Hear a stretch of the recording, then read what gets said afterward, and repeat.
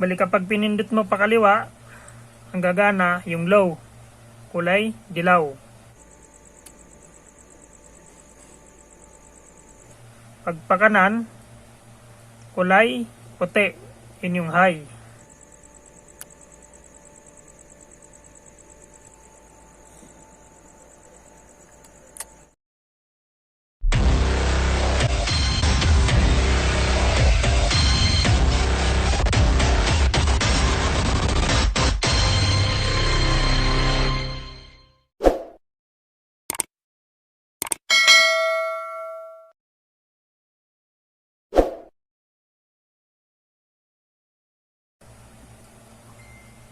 Kumusta mga kabukaking?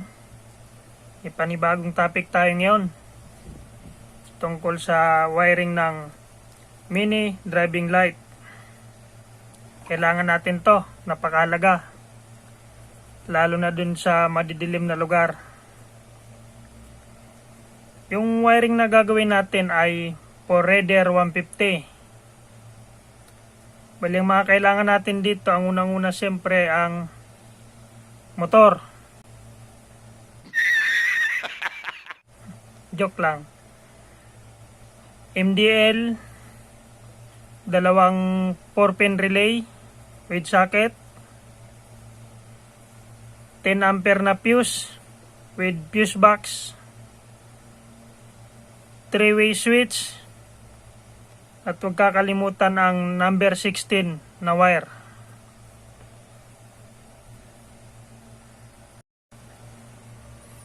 Ayun, magsisimula na tayo kung paano to i-wiring. Bali, gagamit tayo ng tatlong kulay ng ballpen. Kulay pula para sa positive or high. Kulay blue para sa low. At kulay itim para dun sa black wire or negative. Ang una natin gagawin, pagsasamahin natin yung parehong high, gagamit tayo ng pula.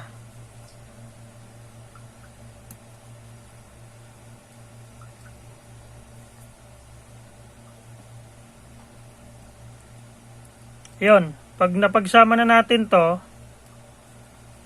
lalagay natin dun sa high na relay, number 87.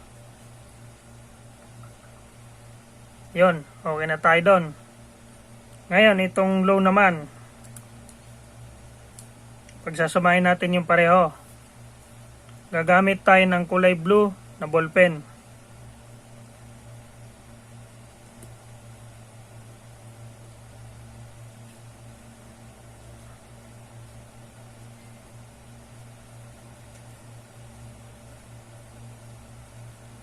Ngayon, paano to? Dito naman natin siya dadalhin sa number 87 sa low na relay. Ngayon, paano yan? Bali ito, sunod naman dyan ay itong positive number 30. Pagsasamahin natin.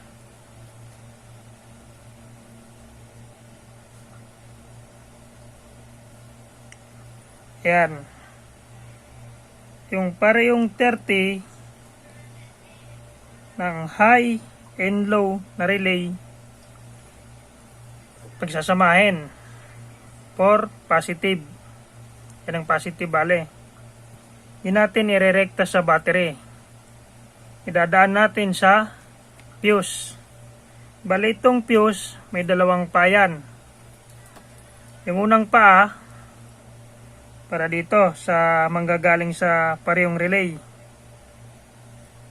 Yung kabila naman sa positive ng battery. Ayun. Bali, okay na tayo sa positive, high and low. Ngayon, dito naman tayo sa negative. Pagsasamahin din natin yung black wire na manggagaling sa MDL.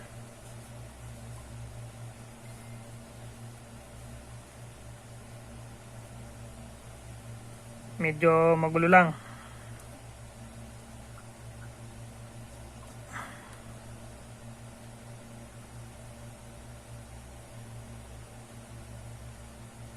Ayun, napagsama na natin. Ngayon, sa akin kasi, yung ginawa ko dun sa motor ko, di na ako dumaan ng ground. Nirekta ko na siya sa battery. Yan, makita niyo mamaya dun sa motor natin. Dun kasi sa parting pinaglagyan ko, walang pwedeng pagdugtungan ng ground. Bali itong number 85, ang parehong relay, pagsasamahin din natin.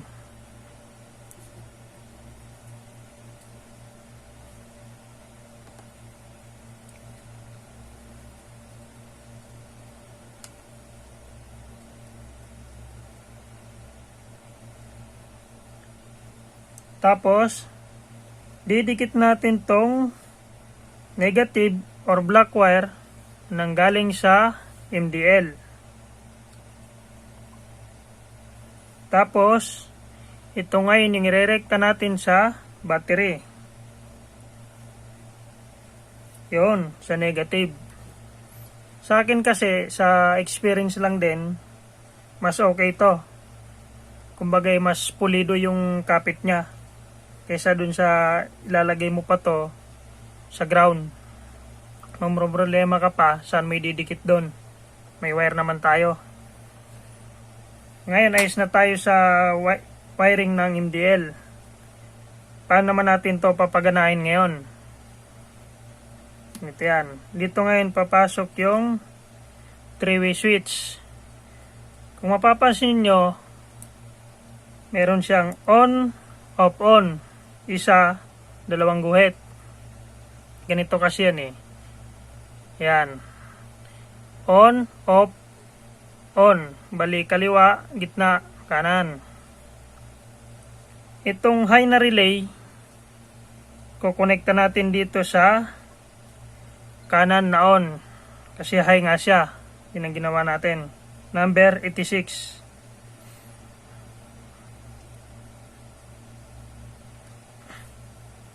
Yun.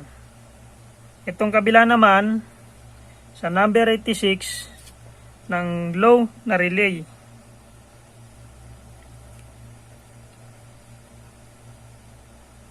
Yun. Tapos, itong off. Dito ngayon papasok ang ignition switch.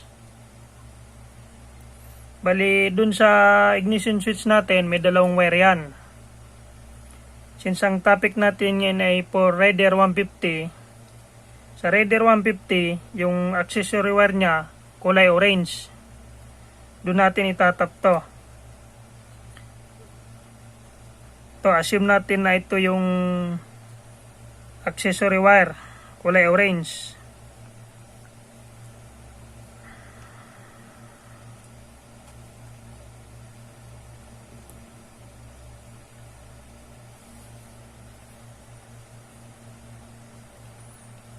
Meron na tayong diagram for mini driving light ng Raider 150 diagram. Dadaan siya ng ignition. Big sabihin, hanggat hindi mo sinusus yan, wala, hindi gagana to. Kahit pindutin mo ng pindutin. Okay?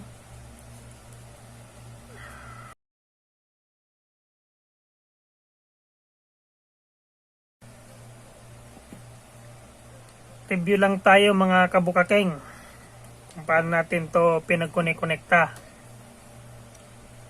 Bali dun sa nabili nating MDL, ang kulay nitong high ay kulay pula, red wire. Ito yung kulay puti na ilaw. Tapos kulay black na wire or negative. Yung pangatlong kulay ng wire ay yellow. Bali ito yung nagsilbing low natin. Kulay yellow din yung ilaw niya. Yung buga. Tapos, itong high na galing sa MDL pareho, pinagsama natin. i-connecta natin sa number 87 ng high na relay. Kung mapapansin nyo pala, itong mga level na to, H at saka L, nilagyan ko kasi dun sa kinabit kong relay. Yun. Nilagyan ko siya ng level na high at saka low. Yan ang ibig sabihin yan. Baka malito kayo. Balik tayo. Yung H, dalawang pula na wire, dinigit natin sa high na relay, number 87. Ngayon naman, yung low naman natin, yung kulay dilaw or kulay dilaw na wire, pinagsama din natin, ganun din ang ginawa, kinonekta natin sa number 87 na low na relay. Okay? Ngayon, itong number 30, ayan, pagsasamahin din natin, ito yung nagsilbing positive. Pinadaan natin ng fuse, 10 ampere. May fuse box to mas maganda kasi kung may ganun. Bali yung number 13 na dalawa nga, sa fuse muna, hindi tayo dumiretso sa battery. Bali yung fuse, ay dalawang pa yan. Kahit magkabaliktad yan, walang problema yan. Okay yan. Yung isang paa, mula sa number 30 ng dalawang relay. Yung kabilang paa, papuntang positive ng battery. Ang kinaganda kasi nitong lagyan natin siya ng sariling fuse, bali ito, hindi to yung fuse na galing sa motor. Sa stock, hindi natin pinagkialaman yon. Naglagay tayo ng panibago. Kinaganda nito, kahit magkaroon ton dito, halimbawa dito sa wiring na to, magkaroon man siya ng ground, aksidente na nabalatan na wire, mag-ground, hindi ito ang puputok, hindi yung battery. Itong fuse. Kaya kung minsan baka magtaka kayo, ayaw nang gumana, double check nito. Baka ito ang problema. Kaya mas okay na may ginamit tayong fuse na sarili. Mas safety. Okay? Okay na tayo sa positive. Ngayon, yung negative naman. Yung kaninang sinabi ko nga, itong dalawa, yung black wire, yan yung negative. Pinagsama natin. Yan. Tapos yung sa relay, dalawang relay, number 85, pinagsama natin. Tapos, itatap natin yung black wire na galing sa MDL dito, pagsamahin din. Bali, ito na yung negative natin. Yan. Papunta ng negative na battery. Di na ako dumaan ng ground kasi yung iba, dinadaan nila to sa ground. Doon kasi sa pinaglagyan natin ng relay, pinagpwestuhan, mahaba tong wire nya. Wala rin tayong mahanap na ground. Yan. Kita nyo. Yan banda. Sa may ilalim ng batok. Sa akin lang kasi experience. Bali matagal na rin kasing nakakabit tong MDL ko. Nirekta ko siya sa battery. Wala na akong dinaan ng ground. Para sa akin kasi mas okay ito eh. Mas buo yung buga niya. Kasi hindi ka nadadaan ng ground, di ba? Sa battery ka na. Mahaba naman yung wire natin. Tapos, paano natin papaganahin to? Dito ngayon papasok yung 3-way na switch. On, off, on. Kaya tinawag siyang 3-way switch. Dalawang on niya, isang off. Bali ito sa may bandang kanan, ito yung ginawa nating high. Kinonekta natin sa high na relay, number 86. Ayan siya. Sa kabila naman, sa kaliwa, bali ito naman natin ikokonekta sa number 86, ng low na relay. Bali kapag pinindot mo pa kaliwa, ang gagana yung low, kulay dilaw. Pag pakanan, kulay puti. Yun yung high. Ngayon, paano tong off? Doon sa ignition switch natin, ang kulay ng accessory wire ay kulay orange sa Raider 150. Since yun yung topic natin. Orange, accessory wire. Assume natin ito yun. Kukonekta natin papunta ng off ng switch. Bali, ang kinaganda nito, yung iba kasi, kapag inon mo, pindutin mo to, hindi gagana hanggat hindi to naka-on, hindi nakasusi. Ngayon, pag sinusiyan natin to, pindutin mo to, tsaka lang gagana. Patayin mo yung motor, yung susian, hindi to gagana. Bali, safety siya. Hindi siya pwedeng paglaruan basta-basta hanggat hindi sinususian. Tapos, ang ginamit nating wire ay number 16. Yan yung gamit natin sa motor natin. Okay?